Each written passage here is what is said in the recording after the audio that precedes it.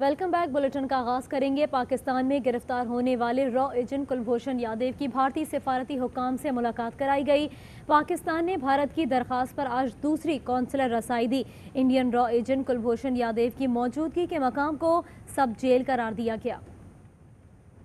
भारत की बुज़दिली, पाकिस्तान की दरिया दिली, आलमी अदालत इंसाफ के फैसले की पासदारी, इंडियन रॉ एजेंट कुलभूषण जाधव तक दूसरी कौंसलर रसाई दे दी। भारतीय जासूस कमांडर कुलभूषण जाधव और भारतीय नाजिमुल उमूर गोरू वाहलू वालिया के दरमियान मुलाकात कराई गई। भारतीय हाई कमीशन के 2 अफसरान को बिला तात्तुल कौंसलर रसाई दी गई। भारतीय बहरिया के हाजिर सर्विस कमांडर को 3 मार्च 2016 को बलूचिस्तान से जासूसी के इल्जाम में गिरफ्तार किया गया। इंडियन रॉ एजेंट ने पाकिस्तान की जासूसी और दहशतगर्दी का बरमला एतराफ भी किया था।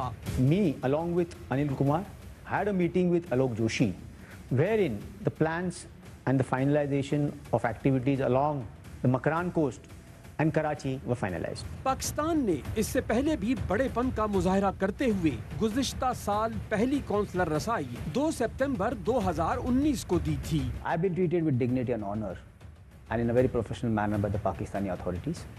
I had requested a meeting with my wife on humanitarian grounds, and I've been informed that my mother and my wife are coming over to meet me. And I'm really thankful to the government of Pakistan for showing this grand gesture. तर्जुमान दफ्तर खारजा ने कहा कि पाकिस्तान आलमी अदालत के फैसलों पर मुकम्मल अमल दरामद कर रहा है। भारत से उम्मीद है वो भी फैसले पर पाकिस्तान से ताउन करेगा। दहशतगर्द भारतीय जासूस कमांडर कुलभूषण यादव से मुलाकात के बाद भारतीय हाई कमीशन के 2 अफसरान वजारत खारजा से रवाना हो गए। जुल्करनैन हैदर हमारे साथ मौजूद हैं, उनसे मजीद जानते हैं। जुल्करनैन, क्या है अंदर की खबर, क्या गुफ्तगू रही? देखें, आज भारतीय हाई कमीशन के नाज़िम अमूर हैं गौरव और उनके साथ फर्स्ट सेक्रेटरी थे, वो वजारत खारजा यहाँ पर आए थे। दफ्तर खारजा के ज़राए का ये कहना है कि भारत की जानिब से बाज़ाब्ता दरख्वास्त की गई थी कि कुलभूषण यादव तक कौंसलर रसाई दी जाए।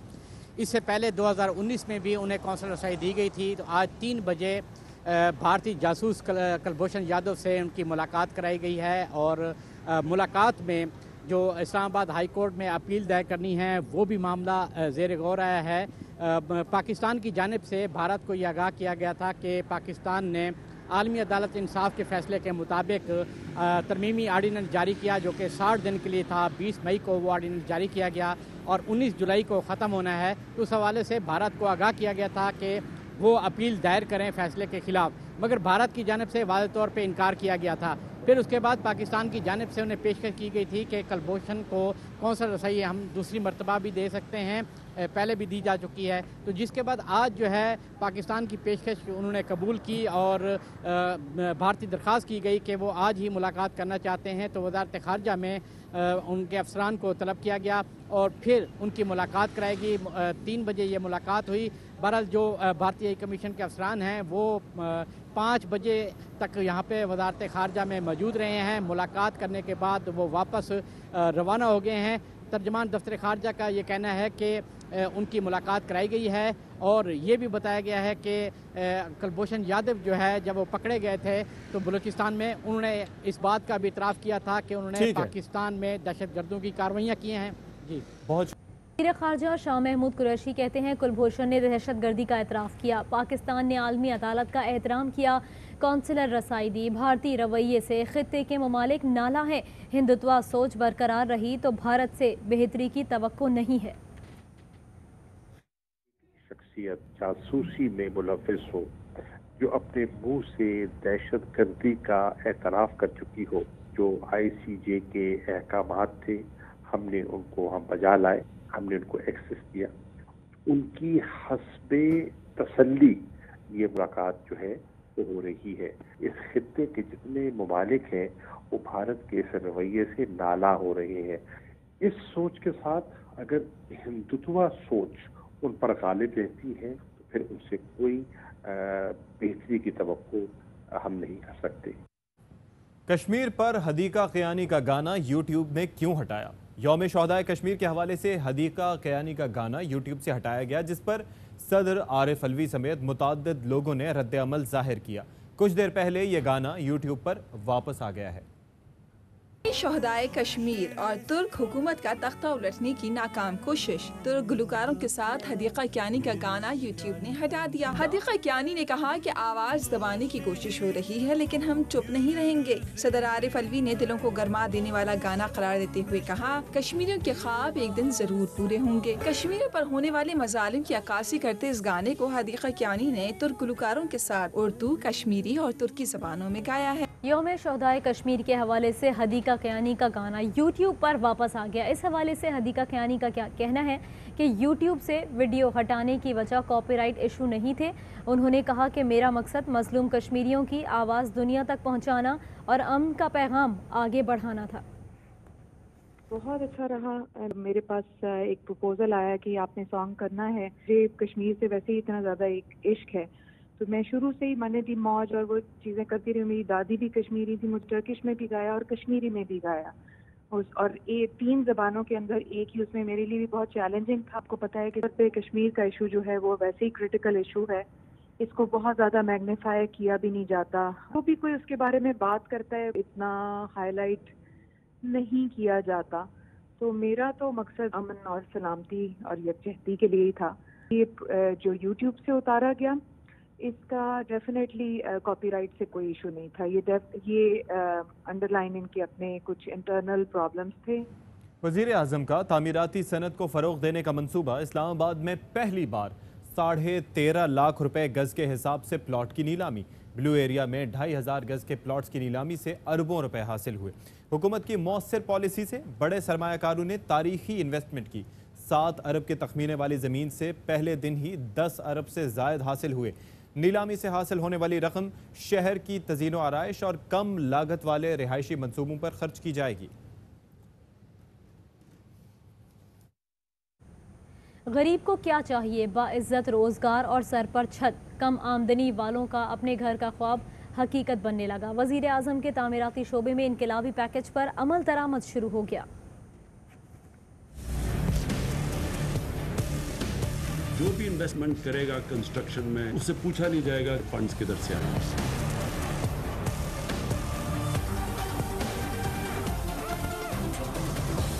कम आमदनी वालों की जिंदगी कैसे बदली जाए, गुर्बत में कमी के लिए क्या किया जाए, मईशत की बहाली कैसे मुमकिन बनाई जाए। तामीराती सनत के लिए वजीर आजम के ऐलान करदा पैकेज पर काम शुरू हो गया। सस्ते मकानों के ख्वाब को ताबीर मिलने लगी। सरमायाकारों का एतमाद बहाल, अपनी छत और रोजगार का वादा भी पूरा होगा। कंस्ट्रक्शन इंडस्ट्री के जरिए इकोनॉमी खड़ी करनी है ताकि लोगों को रोजगार मिले। माशी मुश्किलात के बावजूद पहली बार तामीराती शोबे में तकरीबन 460 अरब की सरमायाकारी होने जा रही है। वजीर आजम ने 1 साल में 3 बड़े हाउसिंग मंसूबे शुरू करने की मंजूरी दे दी।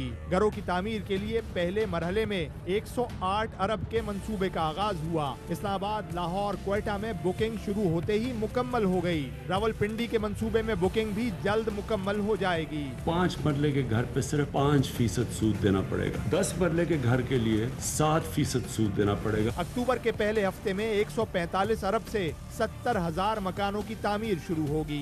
तीसरा और सबसे बड़ा इनकलाबी मंसूबा इसी साल दिसंबर में शुरू होगा, जिसमें 205 अरब की सरमायाकारी की जाएगी। 1100 रुपए स्क्वायर फीट के हिसाब से हजारों सस्ते घर तामीर होंगे। हाउसिंग और तामीरात के पैकेज में हुकूमत ने खुसूसी सब्सिडी दी है। तामीराती अशिया पर टैक्स की छूट दी जा चुकी है। मराठी पैकेज 31 दिसंबर तक के लिए है। 31 दिसंबर के बाद फिर इंटरनेशनल एप्लीकेशंस है, वो फिर हमारे ऊपर लागू हो जाएंगी और फिर ये आपको विंडो नहीं मिलेगी। तामीराती शोबे को उठाना वक्त की अहम तरीन ज़रूरत है। साथ ही साथ गरीब को छत भी मिल जाएगी। वज़ीर इत्तलात शिबली फराज कहते हैं कि तारीखी प्रोग्राम हाउसिंग इंडस्ट्री को तब्दील कर देगा।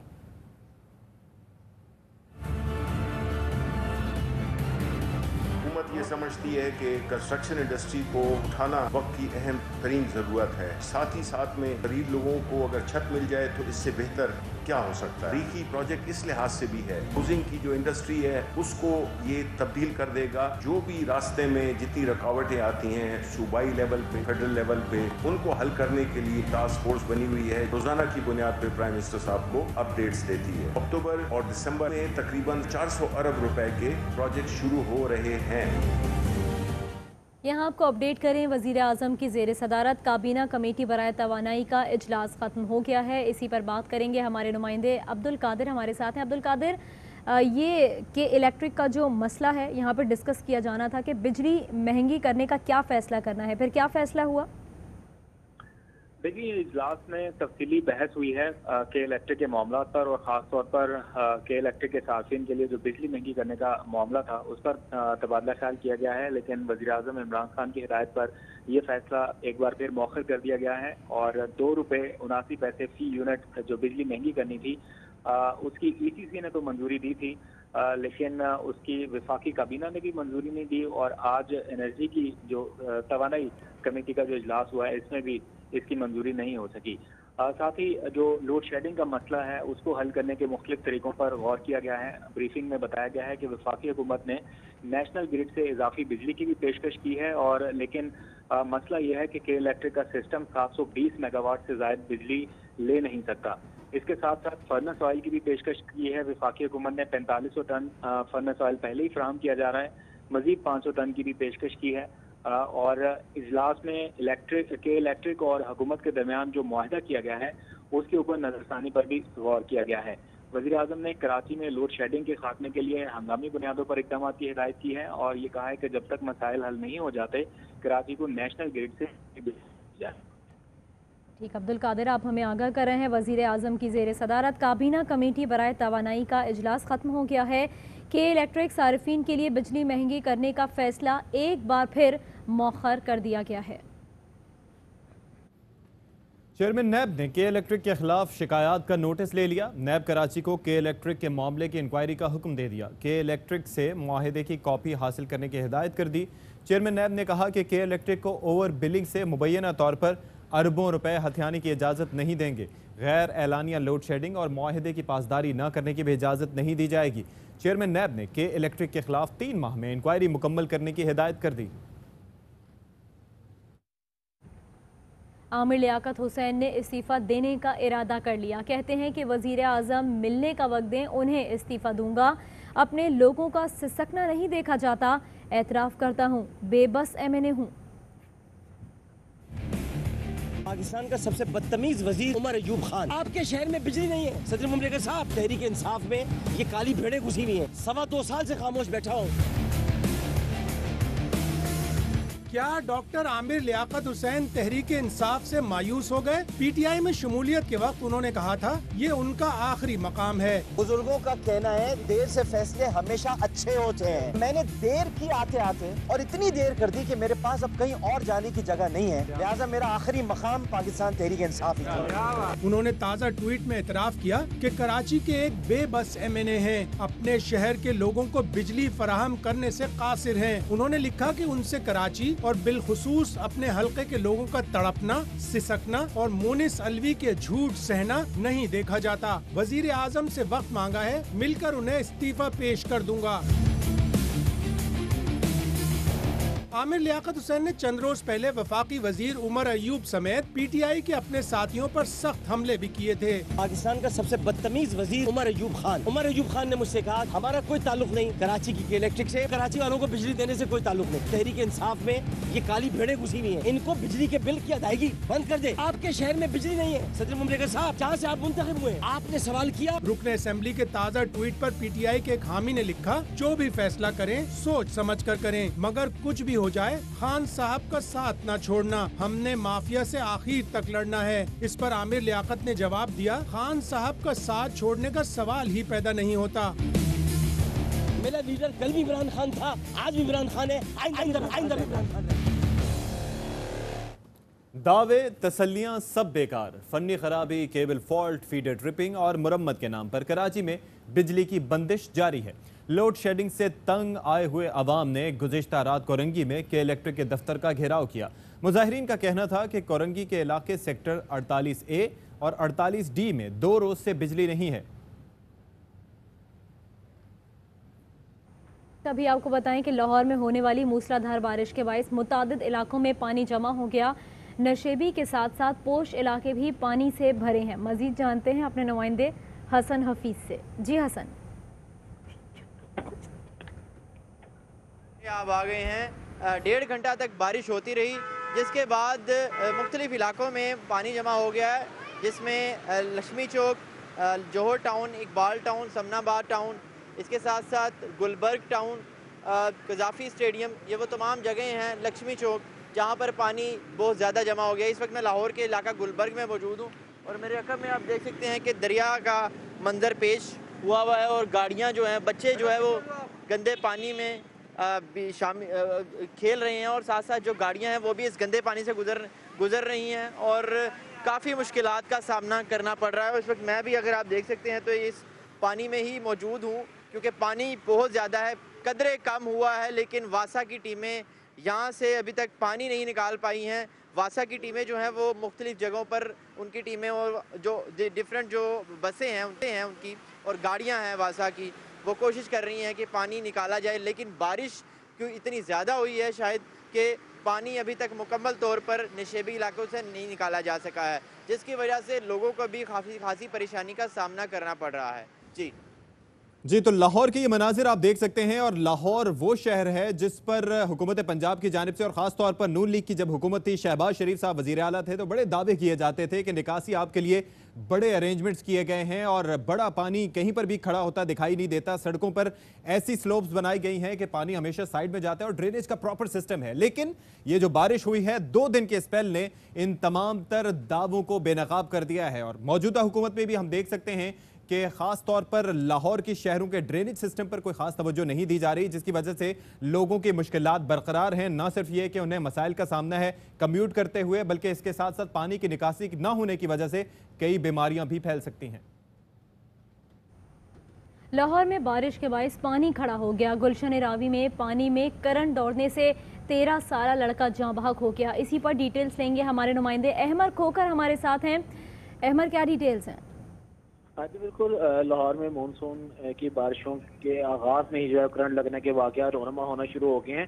ये लाहौर के इलाका गुलशन रवी की मोन मार्केट है, जहाँ पर एक 13 साला बच्चा करंट लगने से जाबाक हो गया है। फुटेज में भी देखा जा सकता है कि जो बच्चा है उसकी डेड बॉडी बकायदा पानी में खड़ी हुई और लोग वहाँ पर मौजूद हैं, लेकिन वो खौफ के मारे उसको पकड़ नहीं पा रहे। तकरीबन आधे पौने घंटे बाद जो है वो वहाँ से मुतलका जो अफराद हैं उन्होंने खुद अपनी मदद के तहत उस बच्चे की डेड बॉडी को निकाला है। वासा और लेस्को की नाअहली का ये मुंह बोलता सबूत है कि अभी बारिशों का आगाज हुआ है और अभी से इस तरह के वाक़या रोनमा होना शुरू हो गए। अच्छा अहमर, आप बता रहे हैं कि इस बच्चे को कोई इसकी डेड बॉडी यहाँ से हटा नहीं रहा था, क्योंकि जाहिर है तार गिरा हुआ है और पानी में करंट है, तो इंतजामिया ने इस तार को ठिकाने लगाया या नहीं?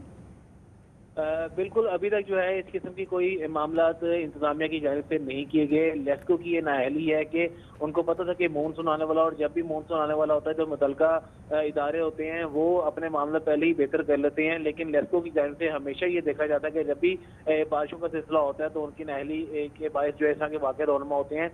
अभी तक तार को नहीं हटाया गया और जो वासा की तरफ से भी अगर बात की जाए तो वहाँ पर पानी मौजूद था, पानी जमा था, पानी की निकासी की इंतजामात ना बेहतर होने के बाद ये वाकया पेश है। अगर वहाँ पर पानी जमा ना होता और तार जो है वो ना गिरते तो इस तरह के वाकयात पेश ना। बहुत शुक्रिया अमर खोकर।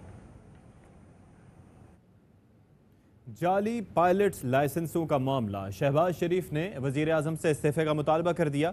शहबाज शरीफ ने कहा कि मुल्क की बदनामी और इदारे को नुकसान पहुंचाने पर वजीर आजम मुस्ताफ़ी हूँ। सिविल एविएशन के खत के बाद वजीर आजम और मुताल्लिक़ा वजीर के खिलाफ कार्रवाई होनी चाहिए। मुल्क के अरबों रुपए का नुकसान का जिम्मेदार वजीर आजम है। ये होता है इख्तियारात का गलत इस्तेमाल और करप्शन। सिविल एविएशन सरबराह ने वजीर आजम काबीना मुताल्लिक़ा वजीर को झूठा साबित कर दिया। सिविल एविएशन की तस्दीक की कि तमाम पायलटों के लाइसेंस असल हैं। पीटीआई हुकूमत के खिलाफ ये चार्जशीट है।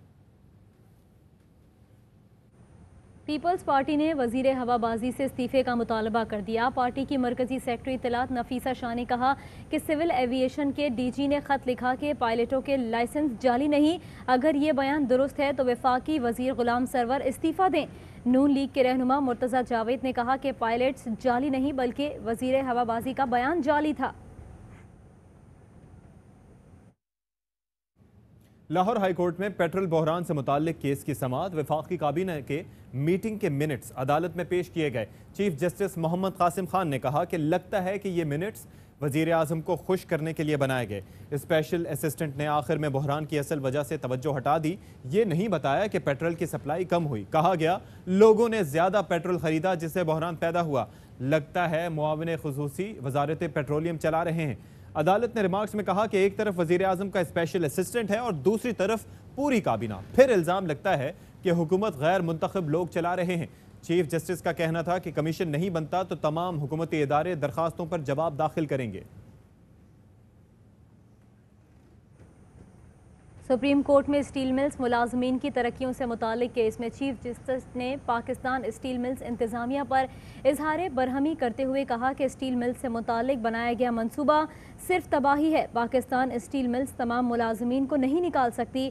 मुलाजमीन को इस तरह निकाला तो 5000 मुकदमात बन जाएंगे। ऐसा हुआ तो स्टील मिल्स चित होकर रह जाएगी। स्टील मिल्स के वकील ने कहा कि मुलाजमीन की बरतरफी के लिए 40 अरब दरकार होंगे। स्टील मिल्स को पब्लिक प्राइवेट पार्टनरशिप के तहत चलाया जाएगा। सुप्रीम कोर्ट में केस की समाअत 1 माह के लिए मुलतवी कर दी गई। नाज़रीन, आपको बताएं कि आज पाकिस्तान की जानिब से एक बड़ेपन का मुजाहरा किया गया था और कुलभूषण यादव को काउंसलर एक्सेस दी गई थी दूसरी बार। और ऐसे में कुछ अजीब व गरीब सूरत हाल का सामना करने में आया जब भारतीय सिफारतकार सच का सामना करने से कतराने लगे और जो भारतीय दहशतगर्द से यानी कि अपने ही दहशतगर्द से अपने ही हाजिर सर्विस नेवी के कमांडर से मुलाकात करने से इनकारी रहे, बात तक नहीं की। क्या सूरत हाल रही? वजीर खारिजा शाह महमूद कुरैशी साहब एक बार फिर से हमारे साथ मौजूद हैं। अस्सलाम वालेकुम शाह साहब। जी वालेकुम सलाम। शाह साहब, क्या खबर पहुंची अब तक? ये क्या हुआ? खबर तो ये है कि रसाई की कलाई खुल गई। भारत ने एक मरतबा फिर हमसे तकाजा किया कि वो कुलभूषण यादव के साथ काउंसलर एक्सेस चाहते हैं। उनका ये इसरार था कि पहली रसाई दी गई उसका माहौल साजगार ना था और हमें एक साजगार माहौल में रसाई चाहिए। पिछले माहौल में घुटन थी, वो शीशे के पीछे खड़े थे, उस तरीके से बात नहीं हो सकी, रिकॉर्डिंग हो रही थी, ये हो रहा था, वो हो रहा था, तो उन पर एक दबाव था। हम चाहते हैं कि खुले माहौल में उन तक हमें रसाई मिले। चुनाचे हमने इंटरनेशनल अपनी जिम्मेदारियों को निभाते हुए ICJ का एहतराम बजा लाते हुए हमने कहा हम इसके लिए भी तैयार हैं। चुनाचे आज 3 बजे भारत के 2 सफारतकारों को अनइम्पीडेड एक्सेस रसाई दी गई कुलभूषण यादव के साथ। वो वहां पहुंचे, वो वहां मौजूद थे और कोई जो उनसे चीजें तय हुई थी उसी माहौल को सामने रखते हुए रसाई दी गई। अब इनके पास कोई बहाना ना रहा, कोई हीलो हुज्जत का कोई तकाजा ना रहा। इनकी बदनीयती खुल के सामने आ गई। ये रसाई नहीं चाहते थे, ये एक नाटक, ये दुनिया को एक दिखाना चाहते थे कि पाकिस्तान रसाई नहीं देना चाहता। और पाकिस्तान बताना चाहता था कि हम रसाई देने के लिए तैयार हैं और हमने रसाई दी। चुनाचे यादव पुकारता रहा और ये फरार अख्तियार कर गए। वो कहता रहा कि मैं आपसे एंगेज करना चाहता हूं, मैं अपनी हुकूमत से तकाजे करना चाहता हूं, अपनी हुकूमत से बात करना चाहता हूं। और सफारतकार वहां सहमे हुए बैठे हुए थे, उससे गुफ्तगू नहीं कर रहे थे। और फिर उन्होंने कहा कि माहौल साजगार नहीं है, चुनाचे प्रोटेस्ट करके हम जा रहे हैं। ये बहाना था, उनकी बदनीयती खुल के सामने आ गई। शाह साहब, तो ये 2 घंटे का हमें पता चला था कि 2 से ढाई घंटे तक ये मुलाकात जारी रही, ऐसा ही था? 2 से ढाई घंटे तक उनका तर्ज-ए-अमल यही रहा? उनका भारत का, देखिए भारत का रवैया, उनके सफारतकारों का रवैया हैरानकुन था, हैरानकुन था। भाई अगर आपने यही करना है तो आपने रसाई का तकाजा क्यों किया? जिन टर्म्स पर आपने कहा उन टर्म्स पर हमने वो माहौल बना के आपको वहां एक रसाई दे दी। और वो इंगेज करना चाह रहे हैं और आप फरार अख्तियार करना चाह रहे हैं। अच्छा शाह साहब, ये फरमाइएगा कि ऑब्वियसली क्लासिफाइड इंफॉर्मेशन होती है, लेकिन आपने कहा कि उनको शीशे की दीवार पर भी एतराज था, उनको रिकॉर्डिंग के आलात पर भी एतराज था, तो ऑब्वियसली माहौल तो सिक्योर करना होता है, क्योंकि कहीं ऐसा ना हो कि उनमें से कोई ऐसी चीज उस एजेंट के हवाले कर दें या कोई ऐसी हरकत कर दें कि जिसका हम बाद में जो है वो परेशान रहे उस पर। तो क्या ऐसी आपने चेंजेस किए थे इस दफा जब मुलाकात करवाई? तो अगर आप बता सकें तो। जी, जो शीशा का उन्होंने एतराज किया था, शीशा हमने हटा दिया। हमने कहा आप आइए, हमने सामने दो बदू बैठ के बात कीजिए। उन्होंने कहा था रिकॉर्डिंग नहीं होनी चाहिए, उससे एक दबाव महसूस होता है। हमने कहा नहीं करते रिकॉर्डिंग, न ऑडियो करते हैं न वीडियो करते हैं। जो उन्होंने ख्वाहिशात का इजहार किया और जो कानून के दायरे के अंदर रहते हुए और जो ICJ के हमसे तकाजे थे उनको मलूज़े खातिर रखते हुए हमने पूरा साजगार माहौल दिया कि वो अपनी तसल्ली और तशफ़ी कर ले रसाई की। लेकिन इनकी नीयत ही न थी रसाई की, ये तो बहाना बना के है, बहाना बना के दुम दबा के भाग गए वहां से सफारतकार। वो पुकारता रहा, ये भागते रहे। तो फिर क्या वो क्या चाह रहे थे कि कमरे में उनके अलावा कोई और मौजूद भी ना हो, बिल्कुल खुल्लम खुल्ला उन्हें छोड़ दिया जाए?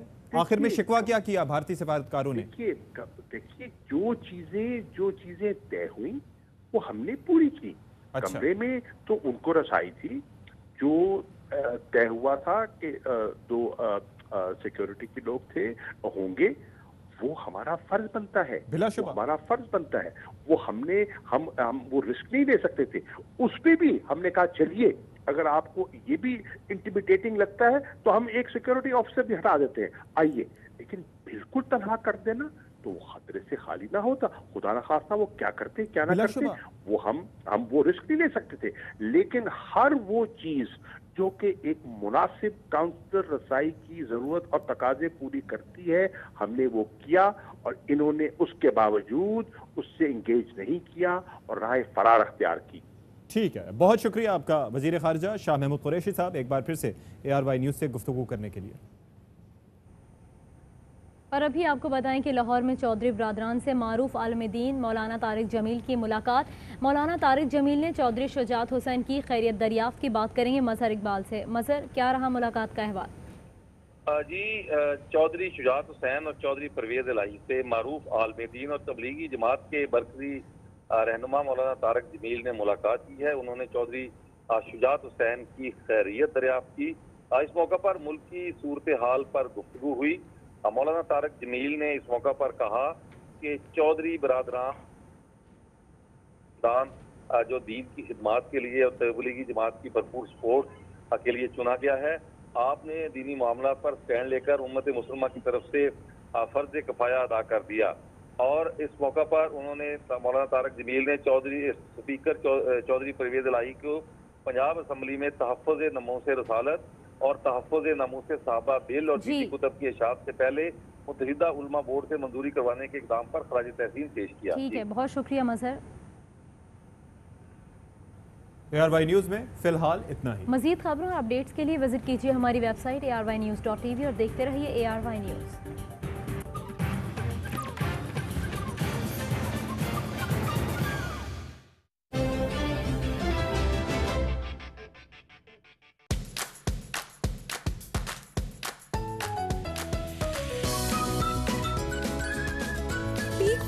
K-Cup, tangy lemon tart, real goodness inside.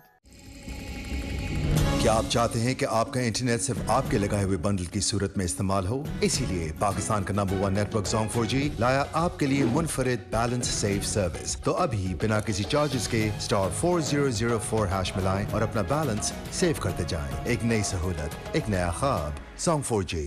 Sensitivity के दर्द को हराएं सेंसोडाइन रैपिड एक्शन के साथ। हम झूम गए हर बार, रंगी मेरे बाल जो झूमे। Samsol hair color. Samsol। पड़ोसी के भाई के दोस्त की बहन के कजन से भी सबसे होगी घर बैठे पूरा दिन पूरी रात मोर से ज्यादा बात। टेंशन फ्री होकर मिलाओ टेलीनॉर नंबर्स पे अनलिमिटेड कॉल्स सिर्फ 13 रुपए में। जो बढ़ती उम्र से नहीं घबराते हैं, वो ही लाइफ के मैच में बीमारी और कमजोरी को हराते हैं। आप भी डॉक्टर्स के मशवरे से रोजाना इंश्योर पिए, भरपूर जिंदगी जिए। उलाला पहली बार मुनफरिद DF फॉर्मुलेशन की बदौलत अब ज्यादा मौसर दे बेहतरीन कंट्रोल और भरपूर मुनाफा। ICI पाकिस्तान लिमिटेड का उलाला असल जापानी फॉर्मूले वाला। पाकिस्तान में डॉक्टर्स की सबसे ज्यादा तजवीज करता पैनाडोल दर्द में मौसर आराम दिलाए, ताकि ये सब यूं ही मुझ पर हमेशा भरोसा करते रहें। पैनाडोल, मेरा भरोसा। तमाम दवाएं बच्चों की पहुंच से दूर रखें। खुराक लेवल पर दी गई हिदायत के मुताबिक इस्तेमाल करें। तबीयत ज्यादा खराब हो तो डॉक्टर से रुजू करें।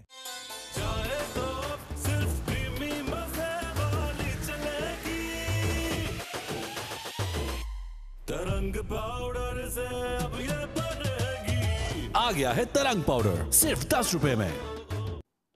100 रुपए से सोना हासिल करें और करें अपने प्यारों को खुश। ARY 999.9 प्योर गोल्ड से तकरीबात का तोहफा हो या मुबारकबाद का लिफाफा या फिर मुस्तकबिल के लिए सेविंग्स, मुल्क भर में घर बैठे हासिल करें। ऑर्डर के लिए डायल करें 021-111-000-162 या विजिट करें हमारी वेबसाइट www.arysahoolatbazaar.pk या विजिट करें अपने करीबी ARY जूलर्स, ARY ई सहूलत बाजार या बिजनेस अलायंसेस पर। ARY the gold standard.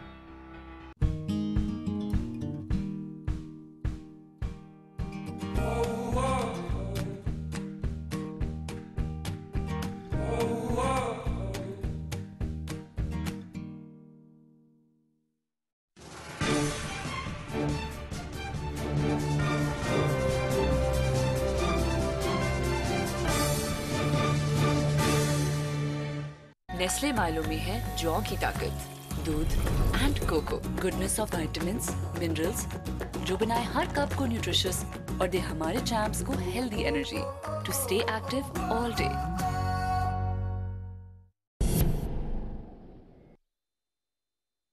Hey girls, who needs a comb? मैं करती हूँ फिंगर कोम। मेरे बाल जो रहते हैं इतने manageable. Palmolive Naturals healthy and smooth shampoo से keep your comb at your fingertips. Have a great hair day. Experience the luxury of Facile Sanitary. Reinforced with a quality chrome coating, engineered for perfection, designed to give you superior water savings. Facile Sanitary for an elegant lifestyle. बेगम की पसंद के रंगों का ख्याल रखना है, diamond है तो क्या गम है। Diamond Paints, the #1 selling national brand. उम्मीद से डबल मिला, अच्छा लगा। यूफोन वीकली इंटरनेट प्लस से अब मिले डबल इंटरनेट वॉल्यूम उसी कीमत में।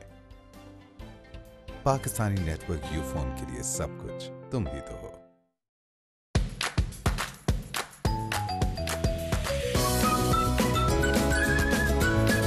Peak Greens K-Cup, super fruity strawberry, real goodness inside.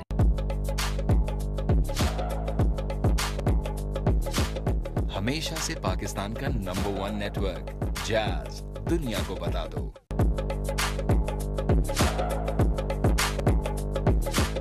हमेशा से पाकिस्तान का #1 नेटवर्क जैज, दुनिया को बता दो।